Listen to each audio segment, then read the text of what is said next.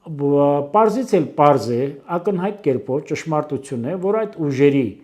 մուտքը ազգային սպասվելիք ազգային ժողով տեղի ունեցել միայն ու միայն կաշառքի պետականաքանդման ճանապարհներով, միայն ու միայն օտարերկրյա գործակալական ցանցերի հստակ ազդեցության ներքո։ Ընդհակառակը, եթե ուզում եք իմ Դե ասում է Սամվել Կարապետյանը դա սարքած են այդ ձայնագրությունը։ Հստակ հիմա ես իմ կարծիքս ասեմ, որ Ռուսաստանի Դաշնությունը, Ռուսաստանի Դաշնության քաղաքական ղեկավարությունը դեսանտ իջացրեց ապագա Հայաստանի Հանրապետության ապագա ազգային ժողովում եւ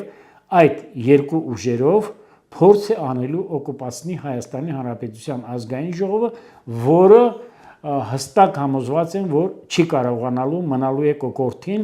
այդ են վկայում բազմաթիվ գործողություններ, տարաբնույթ մոտեցումներ, այցելություններ Հայաստանի Հանրապետության հավասարակշռված եւ հավասարակշռման արտաքին քաղաքականությունը, ինչու՞ չէ հենց նաեւ ռուսական կողմը պիտի իր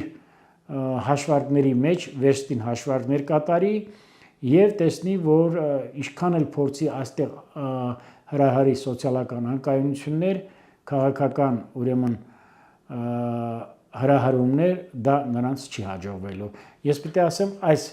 երեք ուժերը, որոնցից մեկը ակնհայտ կերպով չէր կարող ունենալ ազգային ժողովում ներկայություն,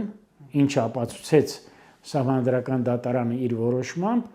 բոլորը անթակույց կերպով ղեկավարվում են ուրեմն հեռակառավարման վահանակով,